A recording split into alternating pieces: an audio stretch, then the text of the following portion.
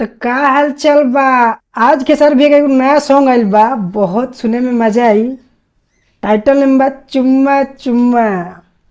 भाई साहब पवन सिंह के चुम्मा सॉन्ग एगो आ गइल, खेसारी भैया के भी चुम्मा सॉन्ग आ गइल। तो भाई बेस्ट कौन बा, सुने के तो पड़बे करी। तो गाना के रीमेक कइल बा। एगो बात पहले बता देतनी कि अमिताभ बच्चन के गाना के रीमेक कर गइल बा। तो चलो ये वीडियो को हम स्टार्ट कर देनी। देखा जाओ कि चुम्मा वाला सॉन्ग कितना प्यारा लगता है।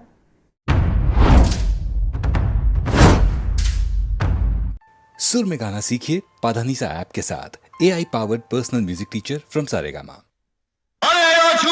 ओहो, अरे वो चुम्मा।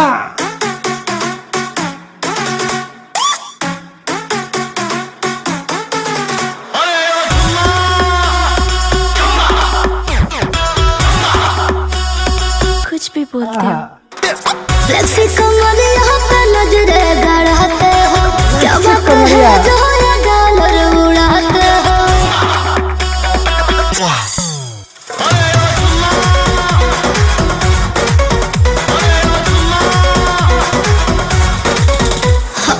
फ्लेक्सी कमर यहाँ पे नजरे गड़ाते हो, क्या बात है जो ये डॉलर उड़ाते हो। लाली देखा के लाला चाहत बारू, सुतल फीलिंग के जगावत बारू, तो दे दे नए को नमूना चुम्मा चुम्मा दे दे, चुम्मा चुम्मा दे दे, चुम्मा। चुम्मा चुम्मा दे दे, चुम्मा चुम्मा दे दे चुम्मा।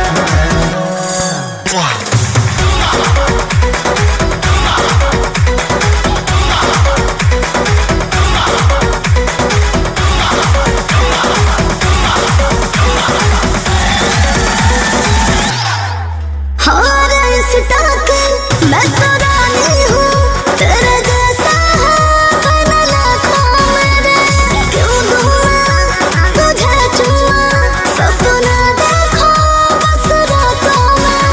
लमोका लमोका लमोका लमोका करंती बाह दयाली हो, नदी दे पुता दुखी होई चुम्मा चुम्मा चुम्मा दे दे,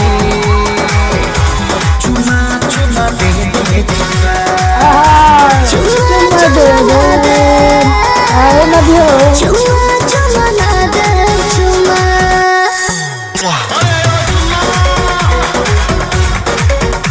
चुम्मा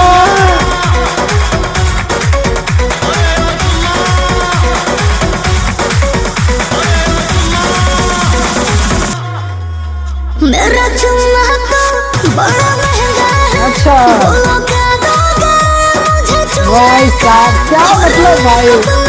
बड़ा खर्चे हैं, रेट लाखों है मुझे छूने का।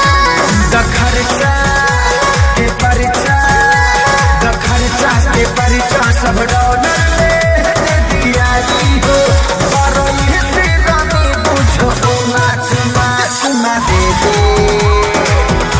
चुम्मा चुम्मा दे दे चुम्मा। चुम्मा चुम्मा ना दे, चुम्मा चुम्मा ना दे चुम्मा। मिल गई हो। तो का हो भैया, बहुत मजा आइल।